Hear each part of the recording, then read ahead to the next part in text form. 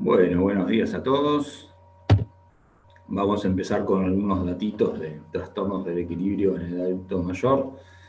En particular en lo que es nuestra práctica diaria, nosotros tenemos una población dentro del hospital que es mayor y que va siendo cada vez más mayor, y en plan de salud tenemos un montón de pacientes mayores, así que bueno, es un tema interesante por la práctica que tenemos.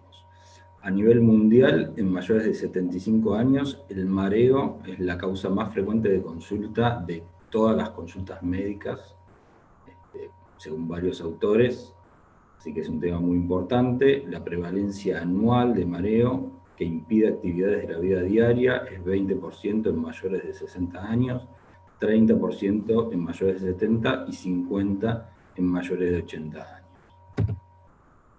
El mareo en adultos mayores puede llevar a otras comorbilidades, como incrementar el riesgo de caídas, el miedo a caerse, que los inhabilita, hace que empiecen a dejar de salir, aislamiento social, depresión, deterioro del estado general y de la calidad de vida de estos pacientes. Las caídas representan la sexta causa de muerte en adultos mayores. La mortalidad de una caída es del 20% y la mortalidad de una fractura de cadera es del 50% en adultos mayores. Un tercio de los mayores de 65 años se caen anualmente, según el CDC, y el costo anual asociado a caídas y sus consecuencias se calcula entre 10 y 20 billones de dólares en Estados Unidos.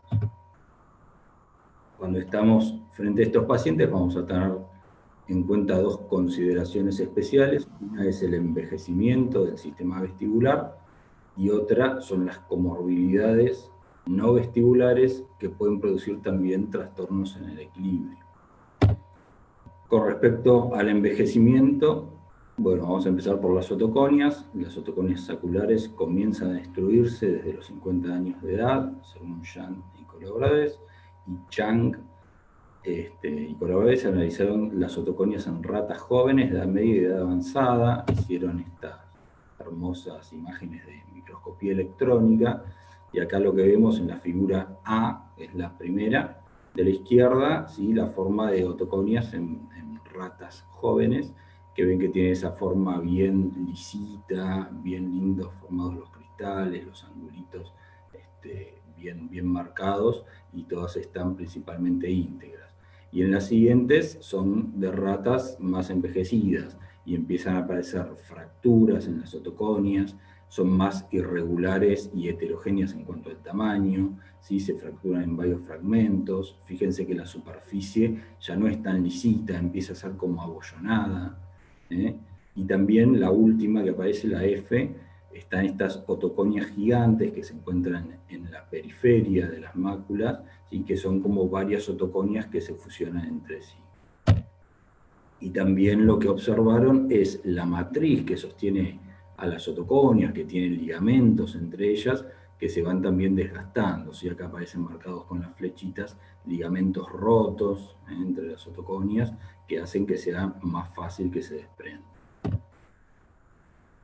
Con respecto a las células ciliadas, Rosenholm reporta un descenso lineal en las células ciliadas que comienza alrededor de los 40 años de edad, llegando a perderse un 40% a los 70 años. Este es un estudio bastante antiguo, de 1973, donde ya habían observado esto, y fíjense acá dos comparaciones de la celularidad entre un neonato y un paciente de 89 años, ¿sí? Cómo disminuye.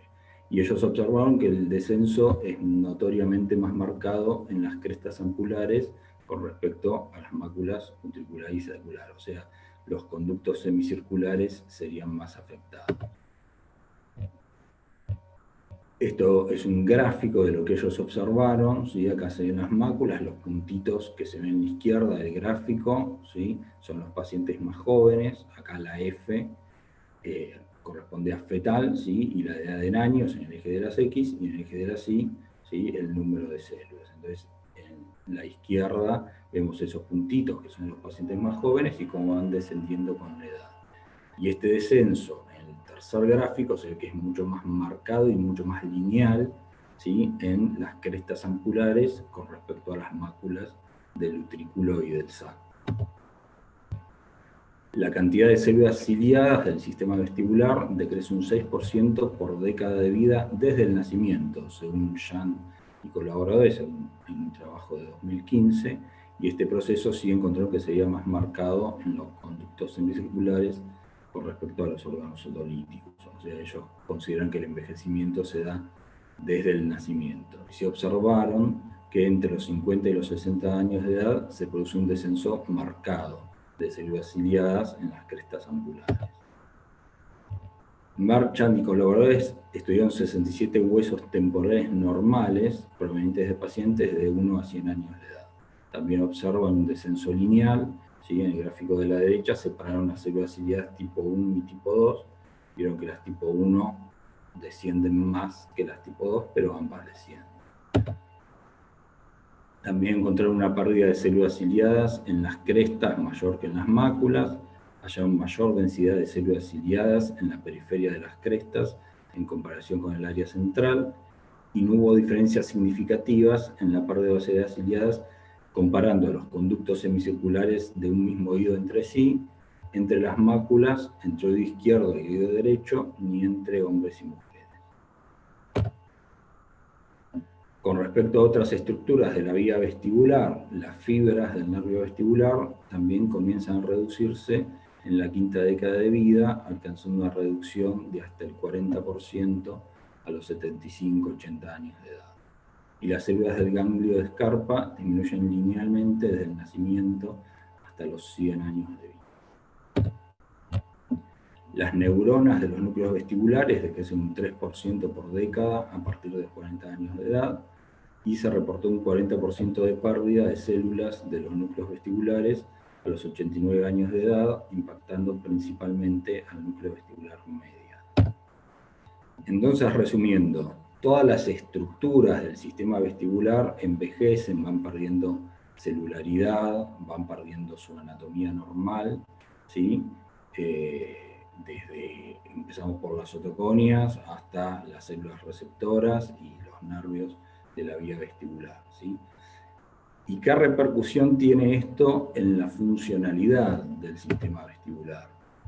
Bueno, se vio que la función vestibular, medida a través de los diferentes estudios complementarios de rutina, presenta una gran variabilidad entre individuos, o sea, no hay una relación lineal entre este envejecimiento anatómico y la función vestibular.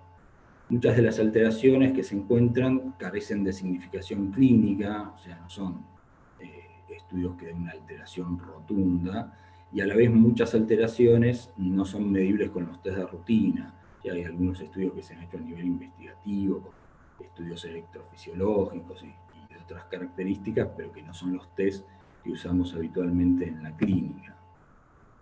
Por ejemplo, el BOR medido por BNG, acá Zalewski hace una comparación de varios estudios, y en algunos se vio, por ejemplo, un descenso en la velocidad máxima de fase lenta, en otros se ve que incrementa la velocidad de fase lenta con la edad hasta más o menos los 90 años, y ahí recién empieza a aparecer un descenso, y en varios otros no encontraron cambios, o sea, es bastante heterogéneo y dispar el resultado. Al medir el BOR por VHIT, por ejemplo este de McGarvey de 2015, fíjense en el gráfico de la izquierda, ¿sí? ¿Cuáles son los resultados? Lo que ellos hicieron es tomar 10 pacientes por década, pacientes sanos, ¿sí? O sea, sin una patología vestibular, y con un VHIT medirle el BOR. Y fíjense que todos los resultados están dentro del rango normal. Lo que sí se observa es que aumenta la variabilidad, ¿sí? Que serían estos segmentitos verticales, o sea, la variabilidad de resultados, pero todo dentro del rango normal. Y en los canales anterior y posterior, por ahí se ve algún descenso no muy claro. También hay que considerar que en pacientes adultos mayores técnicamente es bastante complejo medir el canal anterior y posterior, así que eso también podría tener alguna incidencia en el resultado, pero en general son valores dentro de lo normal. Bueno, y una de las cosas que podría explicar esta disociación aparente entre la anatomía y la funcionalidad es la compensación central. ¿sí? Numerosos estudios han fallado en intentar establecer una correlación entre la degeneración histológica y la función vestibular. La compensación central ocultaría al menos parcialmente la pérdida de funcionalidad de los órganos vestibulares periféricos, y la pérdida de células ciliadas se compensa parcialmente por aumento de sensibilidad del sistema nervioso central. Bueno, son conclusiones de diversos autores que llegan a esta teoría, ¿sí? Lo que sí se vio con respecto a los BEMs cervicales es el estudio que tiene más constancia, o por lo menos resultados más parecidos entre los diferentes autores, ¿sí? Se ve una disminución de la amplitud absoluta, aumentan los umbrales y aumentan las latencias de P1 y N1. Pero bueno, entre distintas causas de esto hay que ver también cómo estaba la audición de esos pacientes, y otra característica es que el músculo esternocleidomastoideo se va atrofiando, así que también esto podría verse afectado por situaciones ajenas al sistema vestibular. Y bueno, dos palabritas de la función cognitiva, ¿sí? Una creciente cantidad de literatura sugiere que el sistema vestibular del oído interno tiene un impacto sustancial en la función cognitiva. La función vestibular está conectada con el dominio cognitivo de la capacidad visoespacial, que incluiría la memoria espacial, la navegación, la rotación mental y la representación mental del espacio tridimensional. También existe una evidencia sustancial que sugiere que el sistema vestibular tiene un impacto en la atención y la capacidad de procesamiento cognitivo, y los dominios de la memoria y la función ejecutiva también están implicados en varios estudios. O sea, lo que quiere decir este autor es que el paciente adulto mayor que tiene una afectación en el sistema vestibular no solo va a estar mareado, va a tener más riesgo de caídas, sino que hay funciones cognitivas que se van a empezar a afectar, ¿sí? O sea, el sistema vestibular afectado también va a dejar secuelas en la cognición del paciente. Bueno, y una pequeña descripción de las comorbilidades que tenemos que tener en cuenta en estos pacientes, acá ejemplificando el señor Fredriksen. Con respecto a lo visual, presbicia, catarata, retinopatía diabética, degeneración macular asociada a la edad, glaucoma, osteoarticulares, osteoartritis, osteoporosis, la sarcopenia, sistema nervioso central, ACV, que van a tener mayores riesgos y pueden tener déficits asociados a ACV, trastornos cognitivos, Alzheimer, demencia vascular, Parkinson, psiquiátricos, ansiedad y depresión, que son muy frecuentes, mucho más frecuentes de lo que se cree en este grupo etario. La polifarmacia, solo por mencionar algunos de los más frecuentes: los antihipertensivos, los ansiolíticos, hipnóticos, antidepresivos, anticonvulsivantes, y todos grupos de fármacos que van a producir como efecto adverso mareo, inestabilidad. Cardiovasculares, la hipotensión ortostática, muy frecuente en esta edad, y las arritmias. Y a nivel de la propiocepción, la neuropatía periférica tiene una prevalencia del 5 a 10%, y la principal causa va a ser la neuropatía diabética. Bueno, entonces, con todo esto en mente, ¿qué hacemos cuando estamos en el consultorio frente a un adulto mayor mareado? Primero vamos a hacer una anamnesis que va a tener que ser completa para tener en cuenta todo esto que dijimos, y también va a tener que ser dirigida, porque sabemos que a estos pacientes les encanta contarnos que se cayó cuando iba al mercado a comprar y la tía y qué sé yo. Entonces, tratar de ir a las partes importantes de la anamnesis, tener en cuenta que muchos adultos mayores no perciben el vértigo como tal. O sea, cuando preguntamos ¿qué es lo que sintió? Sintió sensación de giro, y por ahí el paciente dice, no, yo estoy inestable, mareado, y vamos, le hacemos la maniobra y tiene un Dix-Colpa y es positivo. Y por ahí el paciente no siente el vértigo, por ahí lo siente como un mareo o una inestabilidad. Por enfatizar el timing and triggers, según las últimas tendencias, va a ser muy importante. Preguntar comorbilidades, todo lo que vimos, y tener en cuenta obviamente síntomas de alarma. Además del mareo, la inestabilidad o el vértigo, tiene dificultad para deglutir o disartria o cualquier cosa que nos llame la atención. Bueno, y eso nos va a permitir ir ubicando al paciente entre un síndrome vestibular agudo, episódico o crónico. Si es un síndrome vestibular agudo, ¿sí? Vamos a servirnos del HINS Plus. Si estamos entre un síndrome vestibular agudo y episódico, bueno, como vimos en clases anteriores, el D-Trade, el ATES, ¿sí? En un síndrome vestibular episódico, centrarnos en los desencadenantes, si hay desencadenantes y cuáles son, o si es un síndrome vestibular crónico, ¿sí? El paciente que típicamente nos va a consultar por inestabilidad, por dificultad en la marcha, por caídas.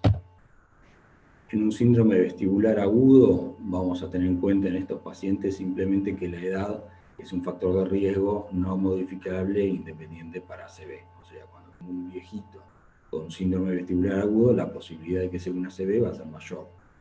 Así que bueno, tener en cuenta obviamente en el HINS Plus todas las características que nos pueden hacer pensar en que no es algo periférico, sino algo central.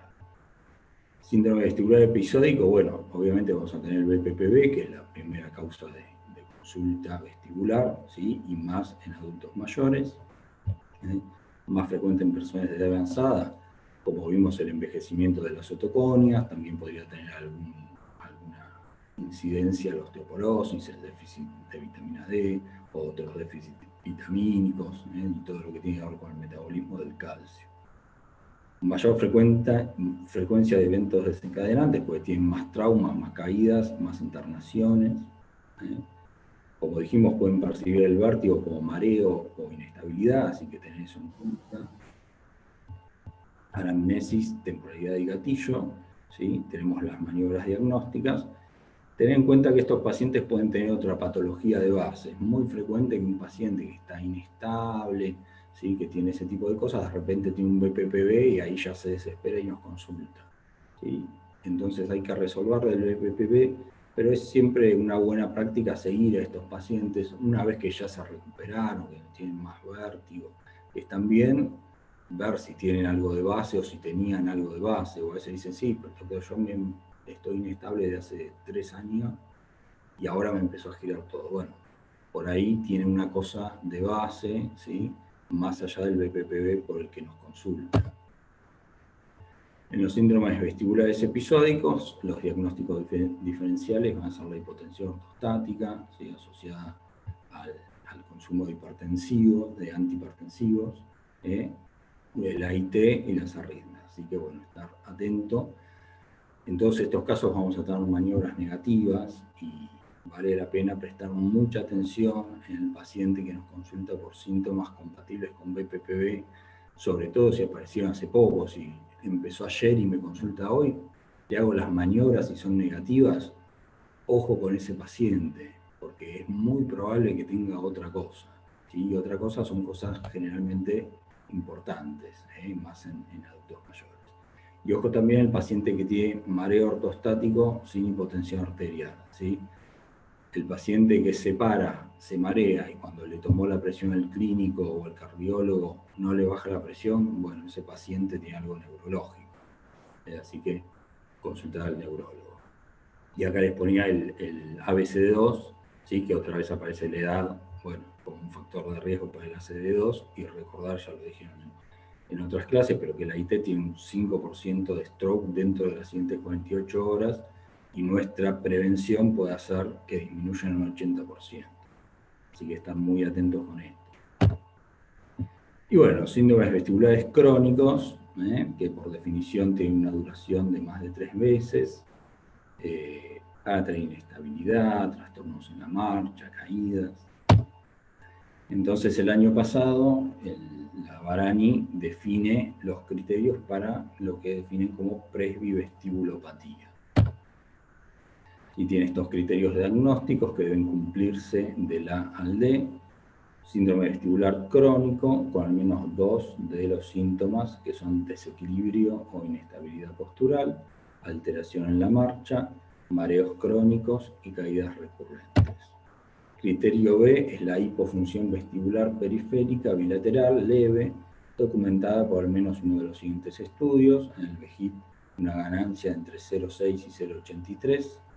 Después te da la definición para la silla rotatoria, que usamos en la práctica clínica, y en la BNG una respuesta calórica reducida, que sería una suma de las velocidades de fase lenta para frío y para calor, de entre 6 y 25 grados por segundo, que también en general para esto en la práctica nos manejamos con el VGIT. Una edad mayor o igual a 60 años, o sea, la presbivestibulopatía solo se va a definir en pacientes adultos mayores y que no se explica por otras enfermedades. ¿Y cómo vamos a tratar a estos pacientes? Bueno, estos objetivos van a ser mejorar la calidad de vida, evitar el sedentarismo y el aislamiento, y prevención de caídas. Entonces, rehabilitación vestibular, que pueden ser en sesiones presenciales, que es lo ideal. Ahora con la pandemia empezaron las sesiones por videollamada, que por lo menos funcionan bastante bien. Incluso es una posibilidad para pacientes que les es muy difícil trasladarse hasta el hospital. Y también la posibilidad de darles ejercicios para que hagan en el domicilio, fuera de lo que son las sesiones. Y otra cosa muy importante en estos pacientes va a ser la prevención de caídas, por todo lo que dijimos. Entonces siempre cuando estamos frente a ellos, evaluar la ataxia del paciente. Tenemos la posturografía, ¿sí? Que es un estudio que en nuestro hospital lo hace el servicio de neurología, que evalúa en una plataforma lo que es justamente la ataxia del paciente, y nos da una idea global del equilibrio, y al final del informe te ponen riesgo de caída del paciente, es un alto riesgo de caída, y es un dato muy importante. Tener en cuenta la necesidad de apoyo con bastón con trípode, con andador, según cómo sea las posibilidades del paciente. En el hospital también hay un taller de prevención de caídas, que depende de ginecología, que también está muy bueno, y eso se pide como un estudio, van a estudios prácticas, taller de prevención de caídas, lo pueden pedir por ahí, y la verdad que es muy interesante. Y bueno, las medidas que vamos a decirle nosotros en domicilio, que tenga barandas para las escaleras, manijas en la bañadera, ojo con las alfombras y los felpudos, sobre todo si no están bien adheridos al piso, mejor sacarlos. Adecuada iluminación, aunque se levanten a hacer pis a la noche, que prendan la luz, porque por ahí tienen un zapato en el medio y se chocan y se caen. Antideslizantes en las escaleras, una alfombrita para la ducha, y calzado adecuado, bajo, sin tacos, cómodo. Bueno, y para terminar, quería decirle dos palabritas de mareo multifactorial. En este consenso de la Varani que decíamos recién, ¿sí? Ellos decían que la presbivestibulopatía ocurre típicamente con otros déficits asociados a la edad, visuales, propioceptivos o de la función cortical, cerebelosa y extrapiramidal, que contribuyen e incluso son necesarios para la aparición de síndromes de inestabilidad, alteración de la marcha y caídas. Y estos criterios que definieron simplemente consideran la presencia de estos síntomas en conjunto con una disfunción vestibular documentada en pacientes mayores, como vimos. Entonces la pregunta que uno le surge es ¿qué pasa con los ancianos mareados que no tienen una disfunción vestibular? O sea, yo vi este paciente, era un VGIT, ganancia normal. O sea, hace una BNG, calóricas normales, por ahí tiene alguna cosita en las pruebas oculomotoras, todas cosas bastante inespecíficas. ¿Y qué hago con este paciente? Le digo, usted no tiene nada del oído, vuelva por donde vino, o vaya al neurólogo. Y bueno, no, lo ideal sería que lo tratemos de la misma manera que el paciente que tiene una disfunción documentada. Estos pacientes, te digo, son un montón de pacientes que uno le hace los estudios y no están tan mal, pero el paciente viene porque se cayó, porque está mareado, porque día a día se está aislando, me dice estoy todo el día en el sillón o en la cama porque no quiero caminar, ¿sí? De Catrascas hizo un estudio de 1.194 pacientes mayores de 70 años que consultaron por mareo. Nos llegó un diagnóstico en un 27%. ¿Sí? Y les digo que estos porcentajes son así y son más todavía. Creo yo, pacientes que no entran en los criterios de presbivestibulopatía, ni vestibulopatía bilateral, que no tienen nada que podamos medir, por lo menos con los estudios de rutina actuales, o cuando aparece algo es bastante inespecífico para poner un cartel diagnóstico. Y en ausencia de hallazgos patológicos, el desbalance productor de envejecimiento, visual, vestibular y propioceptivo, puede producir caídas. Según este autor, Ross Izquierdo realizó un estudio en 167 pacientes con antecedentes de caídas sin patología vestibular y encontraron una reducción significativa del número de caídas de los pacientes que hicieron rehabilitación vestibular en comparación con el grupo control. O sea, no tenían una vestibulopatía que podamos clasificar, pero la rehabilitación vestibular los ayudó a que tengan menos caídas. Entonces, bueno, aparece esta frase, la rehabilitación vestibular no es solo vestibular, o sea, el paciente empieza a hacer ejercicios de fijación visual y marcha, por ejemplo, y empieza a moverse, empieza a perder el miedo, empieza a tener más confianza, y se va a caer menos. Entonces, la rehabilitación vestibular también sirve en estos pacientes. Como conclusiones, bueno, el envejecimiento de las estructuras vestibulares está ampliamente documentado. La función vestibular no parece correlacionarse con estos hallazgos, probablemente por efecto de la compensación central. El paciente anciano es complejo, con múltiples causas que pueden llevar al mareo y la inestabilidad, y requiere un enfoque interdisciplinario, y la prevención de caídas es un objetivo primordial en nuestra terapéutica en este grupo etario. Gracias por su atención. Y bueno, preguntas, dudas o comentarios.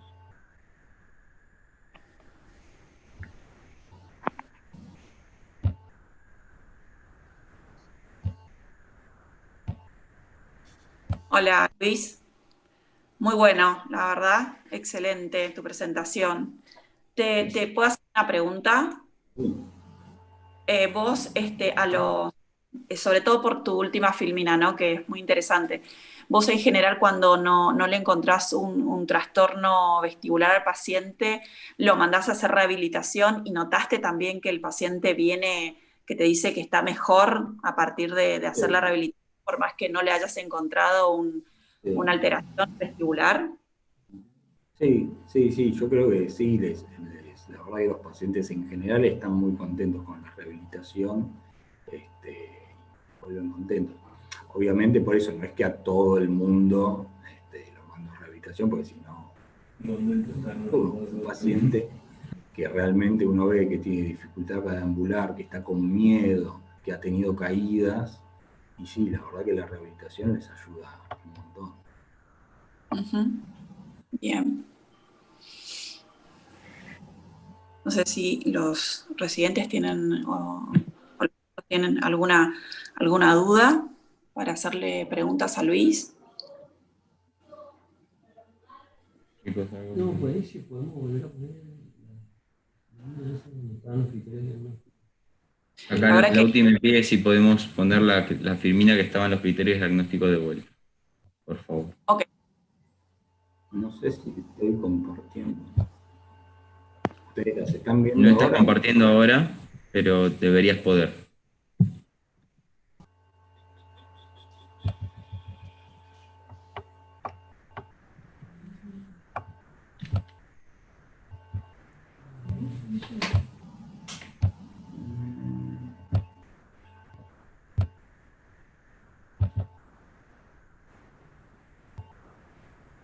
Esta es la primera parte, que es el criterio A. Perfecto. Desequilibrio e inestabilidad.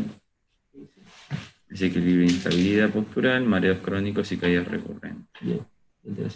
Bien. Dos Bien. Después el BOR, el otro. La hipofunción Lemen. le da mayor a 60 y no se explica por otra enfermedad de eso. Listo, perfecto, gracias. Genial. Gracias, Luis. 3 meses de vértigo, inestabilidad. Y 0,6 a 0,83. Claro, ahí. O sea, una hipofunción leve. claro, para que la función vestibular bilateral o vestibulopatía bilateral tiene que ser por debajo de 0,6. Claro. Claro. Bueno, se encuentra en el rango previo. Claro, Estás exactamente. ahí en el limbo. Y a pesar de que son tipo síndromes vestibulares episódicos, recurrentes, lo que sea, como que digamos, como nos quedamos con el hecho de que la rehabilitación vestibular le aporta mucho, más allá de que no sea algo que se vaya a solucionar completamente, sí que se puede mejorar, digamos. Como que ese sería por ahí lo que más. Y la rehabilitación vestibular además siempre ayuda a que actúe la compensación central, que funcione el tratamiento. Entonces, sí, la rehabilitación es muy importante y está demostrado, hay estudios de miles de pacientes y la verdad que los comparativos son muy contundentes con respecto a la rehabilitación, así que sí. Bueno, gracias. Gracias, Luis. Yo algunas cositas que les quería decir. Bueno, primero es que en el hospital también si tienen un paciente adulto mayor con trastornos, por ejemplo, musculares, atrofias, o que lo ven con mucha discapacidad para hacer rehabilitación vestibular, en kinesiología tienen algo que se llama rehabilitación del adulto mayor o rehabilitación gerontológica, donde ellos ponen hincapié en rehabilitar la parte muscular, sobre todo en miembros inferiores, también le dan algunas terapéuticas para prevenir caídas. Así que eso también es otra opción para cuando los pacientes no pueden hacer rehabilitación vestibular por alguna razón, o se puede combinar junto con la rehabilitación vestibular.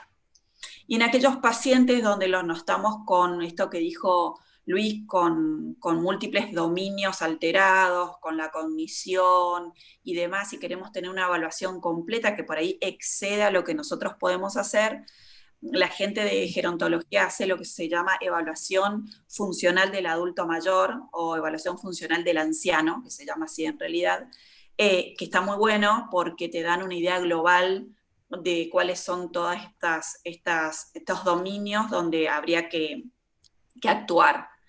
Entonces está bueno. Y nada, es un desafío realmente el adulto, así como el niño, y requiere mucha paciencia a veces, pero nosotros tenemos que tener en cuenta que somos otorrinolaringólogos, o sea que lo que estamos buscando sí o sí, como dijo Luis, está muy bien ese enfoque que él hizo, es buscar un síndrome vestibular agudo, un episódico, un crónico. Si el paciente no tiene esto, más allá de ofrecerle la rehabilitación, que está perfecto, yo estoy 100% de acuerdo con eso, podemos actuar interdisciplinariamente y pedir evaluación por colegas de otras especialidades, de todos los gerontólogos, que esto lo saben manejar muy bien.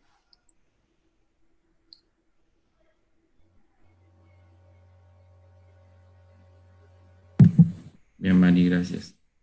Bien.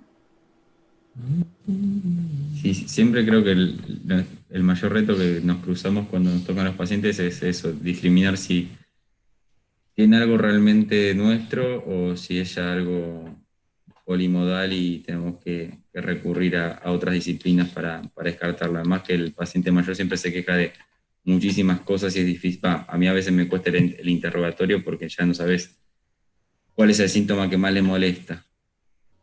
Todo es una molestia a veces.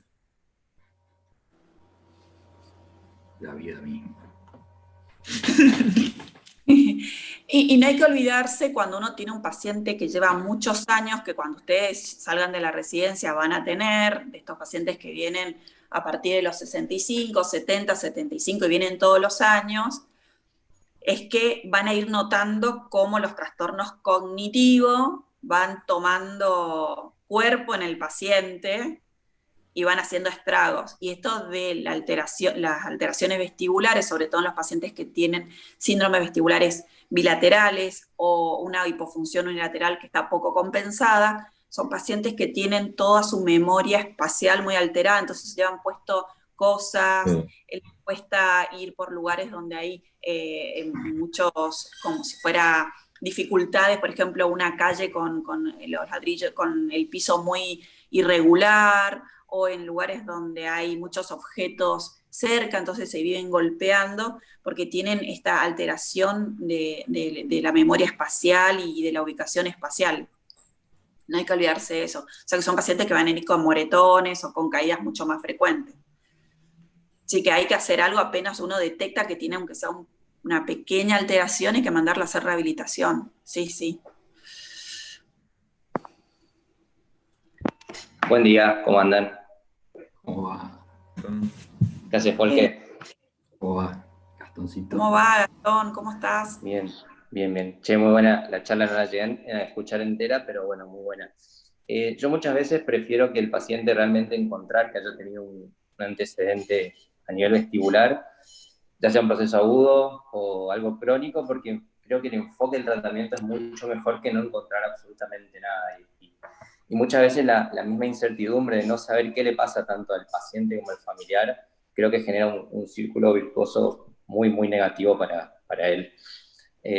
Yo por lo menos la poquita experiencia que tengo, creo que los pacientes que por ahí tienen una vestibulopatía marcada o que la podemos llegar a corroborar con los estudios que tenemos, creo que tenemos mejores resultados porque hay más herramientas. Y después la menor movilidad, los problemas articulatorios, el mismo miedo y la falta de fuerza muscular, creo que es fundamental en los pacientes. Sí, sí, sí. Sí, sí, por eso tiene que ser multidisciplinario. Necesitamos un buen kinesiólogo y una buena rehabilitadora.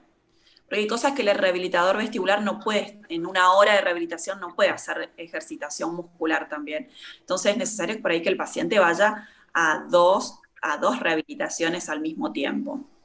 Y aparte le va a hacer muy bien a todo. El paciente que empieza a hacer rehabilitación se siente más activo, se siente mejor, empieza a liberar endorfinas, se siente más feliz, más cansado, pero se siente mucho mejor y que alguien le está dando una respuesta al problema que tiene, que no es cosa menor. Y no darle una palmadita en el hombro diciendo, bueno, está viejito, es así la vida. Siempre se puede hacer algo para mejorar. Coincido. Bien, gracias por tu aporte.